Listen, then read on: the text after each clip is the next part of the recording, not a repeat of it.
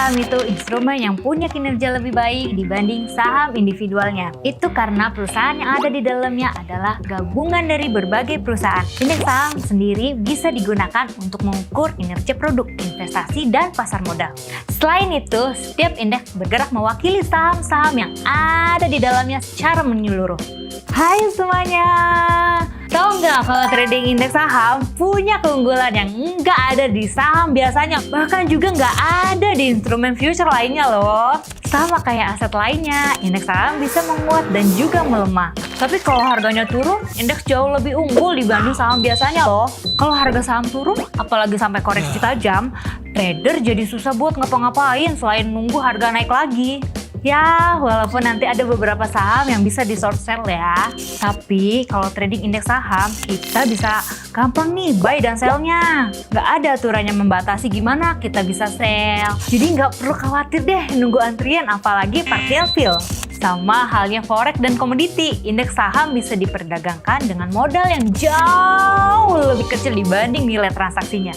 Misalnya gini, kalau kita buy Hang Seng 1 lot di harga 15.000 dengan ukuran kontrak $5, artinya modal yang dibutuhkan cuma 75.000. Tapi kalau pakai leverage 1:60, modal yang di awalnya 75.000 kita bisa leveraging 60 kali. Sehingga untuk bisa mulai day trade, modal yang kita butuhkan cuma 1.250 saja. Kalau transaksi berhasil, tentunya untuk meningkatkan ROI kita.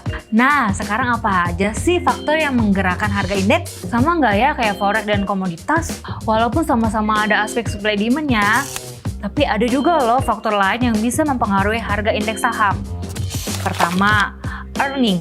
Pertumbuhan laba pada perusahaan sangat mempengaruhi pergerakan kinerja indeks. Jika perkembangan laba perusahaan dari tahun ke tahun semakin baik, indeks saham akan menguat, begitu pun sebaliknya. Contohnya, kenaikan earning Nvidia dari 7,19 M menjadi 26 M membuat saham ini menguat 201% per tahun, sekaligus mendorong penguatan Nasdaq sebesar 29,66%.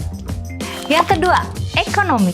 Pergerakan indeks pasar saham dengan kebijakan ekonomi punya korelasi yang kuat, baik itu kebijakan ekonomi global maupun domestik.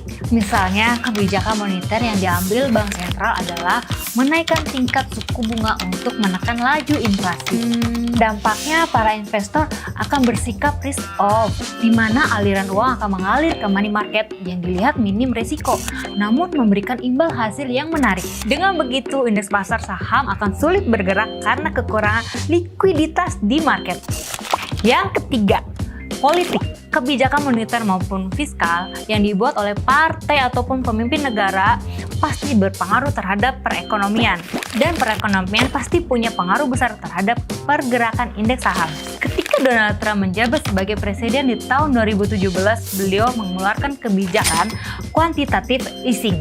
Dalam 1 tahun, indeks saham kompak menguat. Dow Jones menguat 32%, S&P 24%, dan Nasdaq bullish di 36%. Menarik banget kan? Nah, itu dia keunggulan trading indeks saham beserta faktor pergerakannya. Oh ya, sebelum mulai terjun ke market real, yuk asah dulu skill trading kamu dengan ikutan quiz trading yang ada di link deskripsi. Kalau berhasil jawab semua pertanyaan, kamu bakal dapat sertifikat digital gratis dari Valbury loh. Semangat trading dan salam cuan!